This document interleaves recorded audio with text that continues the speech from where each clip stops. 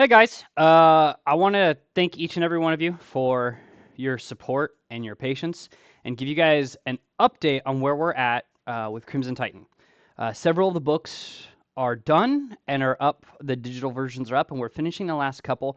And I kind of wanted to talk about like how much of a journey this first step has been for us as artists and as a studio, and all the things that we've kind of had to overcome, because like just drawing a simple picture is one thing, and that, that's part of one of the reason why I was able to grab some of these artists, because they obviously are good artists, but like the complexity of storytelling adds so much complication and pressure and skills that need refining to kind of make that all happen. So I wanted to give an update. We got some cool stuff going. We got a bunch of the physical products here, which are going to start being packed for you guys, and as well, we we got our like Crimson Titan banners in. That's not so much for you guys as it is for me, but it's really cool. So like we had convention season in the middle of all this, and that was really fun. Also a little stressful. Whoops, I'm holding it upside down, but you get the idea. We've been able to do a lot and make a ton of progress. So we got the shirts and the glasses and original art and a couple of the other incentives, the bookmarks, so on and so forth. Really cool stuff.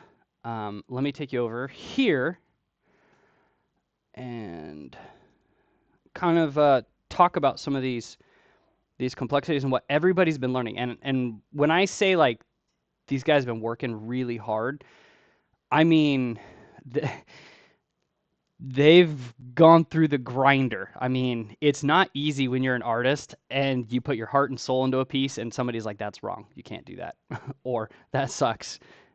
You need to fix it." I'm not that mean, but it's been a journey for all of us. I'm very fortunate because like my direct teachers are all very well known industry professionals. And so as I'm getting crunched up, chewed up, and spit out, I'm able to take everything I learn very quickly and then move it over to help all of us kind of reach that next goal, because there's a huge gap. I'm talking a massive gap between being like a good artist and being a professional storyteller, like at the level of competition that comic book art is in. It's a very competitive market. So simply just drawing a picture on a page, woo, there's like a character here. They're doing something. I'm just going to keep everything super loose and crude, right? Um, One thing that you have to understand when you're doing this stuff, and I can't lean too far away from the camera. Let's see if this will work. Um, you have to be mindful of how much negative space, right, all of this stuff is in comparison to the character. And then you also like every page you do can't be the same pose. So artists have to learn how to reimagine 3D space in their brain, because what we're doing is essentially we're tricking the eye to see three-dimensional space where there is none. We're working on a 2D medium, and that gets difficult. So we have to start learning like, how to take the body or the head and the body and like make these characters do different things in space while keeping in mind all these background elements too.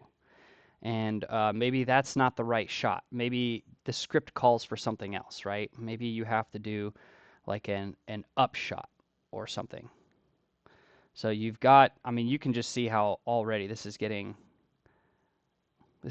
out of hand with just like it's not easy to envision these spaces, and this isn't like a fully rendered piece. Like when you actually start putting anatomy and rendering onto this, it becomes a whole different ball game, right? Because you got to know muscles, you got to know bones, you got to know fat, you got to know how all those things, not only how they exist, but then how they work when they're doing things. So it's really anatomy and physiology to a point.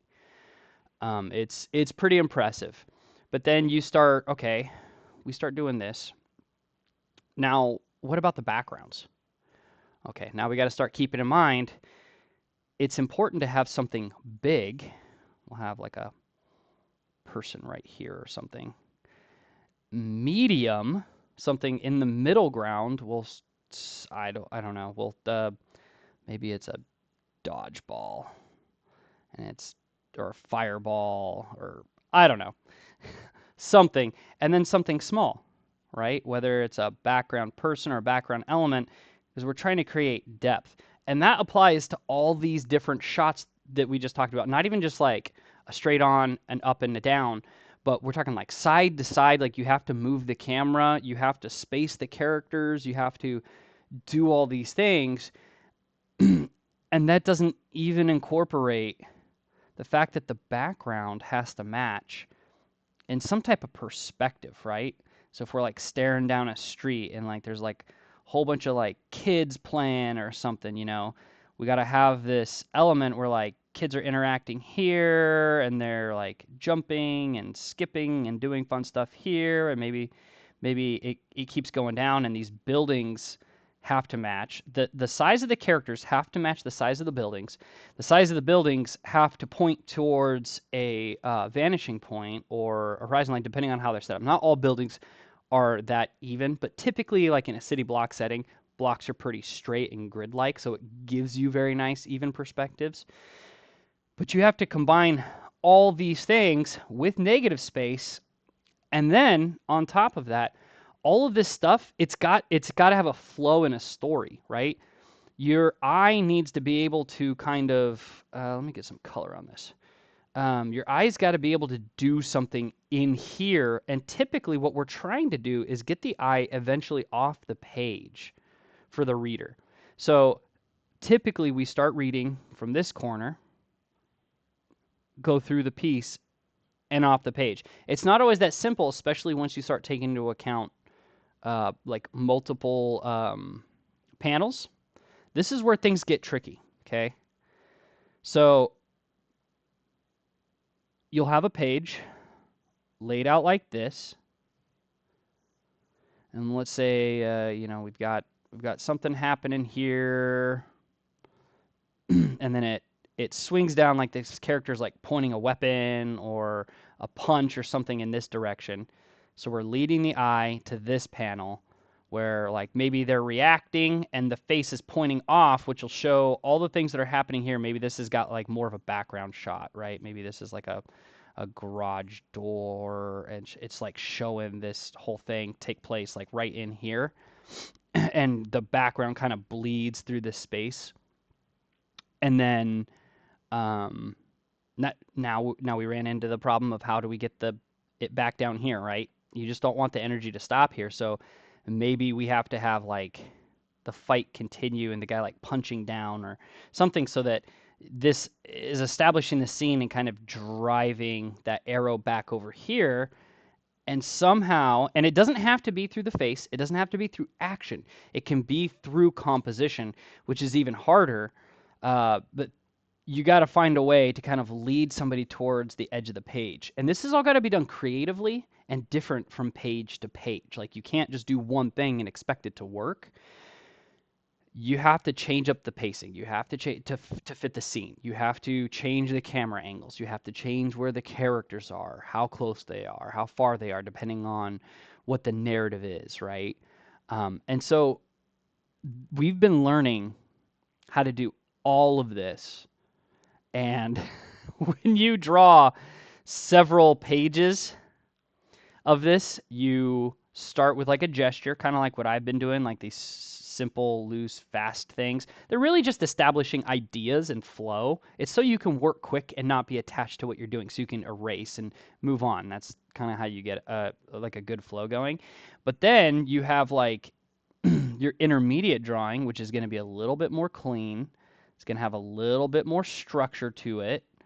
You're going to start seeing a little bit more anatomy. Obviously not right now what I'm doing, because that would take hours for you guys to watch. But it's going to start looking more finished. And then your final piece, and this is just all for pencils. is going to have your details, right? It's going to have your hair and your eyes and your lips. And I don't know, maybe this person's got super big muscles or something, right? That's where all this is going to be finished. And you have to go through each of these steps to get here and have this stuff look right.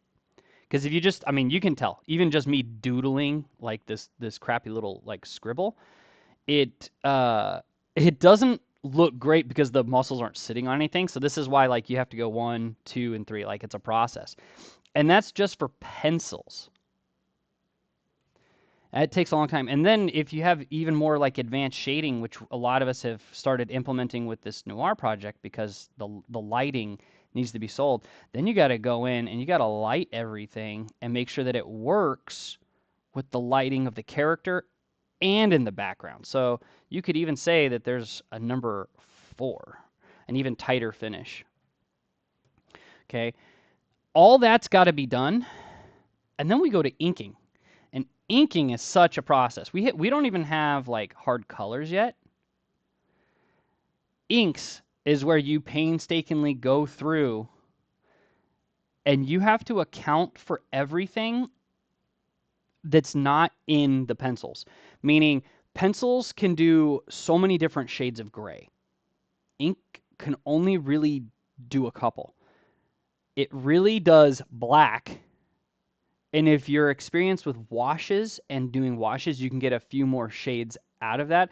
But typically, black is black, right? And so you have to figure out if there's overlapping shapes, like there's a shadow and then there's lines going through the shadow, like there's form in there and there's detail in there. You have to figure out as an inker how best to pick what lines to do, how to shade them, and then how to interpret the style coming out of these things and make everything work on the page so that the lighting is good and it's readable and adjusting mistakes that might be there, right? If maybe the pencilers, drew the eyes too off and the head is like sitting here, but the eyes are like this weird angle, you might have to just slightly bump those things, right? If you drew a dude with 6 fingers, your inker's probably going to help you fix that. Hopefully they would. But the inking is where style really comes into play. Like there's a lot of style in the pencils as well, but there's a different type of finesse with the inking. So you're not even tracing. So they've had to learn all these steps to pencils, but now they've also had to learn these steps to inks within the composition, within the storytelling, which is compositions within compositions, right? This is a lot. This is a lot to bridge, I can draw a single piece, to I can tell a professional story, right? So it's massive. And then we have kind of like the final stage down here, which you have all this stuff, right? And this is after scripts have been written and scripts have been adjusted and edited. Now you've got all these pretty pictures everywhere and all these cool little boxes. Well, how do you put the words in it? How do you put the words?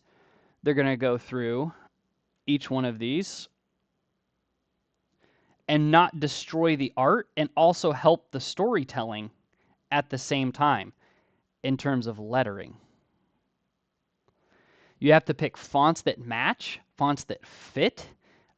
Word balloons have to go in and they have to fit, because if you just start blocking stuff out with word balloons, it can very easily flatten a piece or smush everything together or make things confusing because you're missing information behind the word balloon. So how you narrate how the characters are talking back and forth, onomatopoeia, all this stuff matters. So let's just take a look at this. I'll zoom out. This is basic. We are talking these things are basic. Compositions, shots, depth, flow inside of a page that contains a narrative that has to flow within flow, composite within composite, the different levels that they have to take that through. Typically, A penciler should turn in their this phase. They should turn in their layouts, their quick gestures. That all gets edited. So they might have to come here and then come back to these stages again before it gets approved if things are, not flowing, not making sense, or there's an inconsistency maybe with this in a past story. That's all the editor's job. That's a whole nother hat that has to be worn. Woo! Editor. Editor. Editor. Yeah, it's editor. Editor. It looks weird when you write it. Um, so then they bring this to a finish, and now they've got to come to inks, and then they have to come to lettering, and that doesn't even include the writing portion, which is pages, right? You got to write pages, and you got to write summaries, and you got to build a world. And what I try to teach is like build something big, build a world. If you build the world, writing the characters and the scenario within it is a lot easier. So start big, start big, and then we start zeroing in on the story that we want, right? To the bullseye. That helps to cut things out, but the world feels alive. The characters feel alive, like they fit somewhere inside of something. That being said, that's a whole nother skill set. So a lot of people are writing and drawing. Some people are working with a writer, and even the writers are growing. Like I'm a published writer um, in the comic book industry, and I can tell you, like, it's difficult. It's not easy. It's a tough skill set to develop. And on top of all these things, these artists and these writers are learning to do this without inspiration. A lot of artists are like, "Oh, I feel good today," and then they spit great ideas out. And then they wait until the next time that they have great ideas. You don't get that when you're bridging to a professional workflow. You have to rely on discipline. You have to rely on fundamentals. Even when you're not feeling super inspired, you got to get down and you have to really understand the things that you've been taught and make them work. Um, on top of all that, pretty much everybody works full time, right? And so it's been a very incredible journey to see them grow, to see them fall and make mistakes and get back up again. For myself, I have redrawn a couple of the stories several times, and if I had the time, I would actually redraw them again because of how much we have grown in our skills since then. And it's going to be really neat. Like, I have a couple of books and you'll see like the jump just poof poof in skill. And I think we may even post up the original stuff at some point on the website just to show like, man, we are making leaps and bounds in our development in what we're doing. So people, we have this awesome like Discord set up, and we hop in there and we grind together. Like we draw together, we grind together. When things don't look right, we sit down and we analyze it together, see if we can't come up with a solution. We'll reference photos, reference other comic artists to build a more professional artist out of each one of us. So I just wanted to update you guys on where we're at. We are closing in. Things are coming to a head. This has been the biggest step in most people's artistic career right here. And that's because you guys made this happen for them. And it has been a journey. It has not been easy for anyone. And we are super thankful for the belief in us to get this done, the interest in our idea that it was good. We hope that you guys enjoy the execution. If you haven't been checking out the digital versions, there's a couple of shorts left, and then there's a full issue also coming. So it's an anthology plus a full issue, and that's pretty cool. And then on top of that, there's going to be another thing coming your guys' way, and all the big backers are going to get a free code for that next book too, as a bonus thank you for getting us started and working. A huge shout out to Wills Pertasio. He did our variant cover, which was just absolutely incredible and such a big inspiration to the team to keep going and to deal with the difficulties of drawing, to have such a legend in the art industry, in the comic industry, do that. Was and that happened because you guys enabled us to have the funds to be able to hire him to come on board with us. Like, This is no small deal. We really appreciate everyone. The next phase going forward, I've learned a lot about publishing, editing, and running a business, especially an art business, is very different. So we're going to be handling things a little bit differently, focusing more on the efficiency of getting the stories to people when they expect them. So things will be done in a way so that when we kickstart, fundraise, start pre-selling, things like that, the book is basically already going to be done, and we already have a couple of people working on books to get these stories advanced quicker and out to you.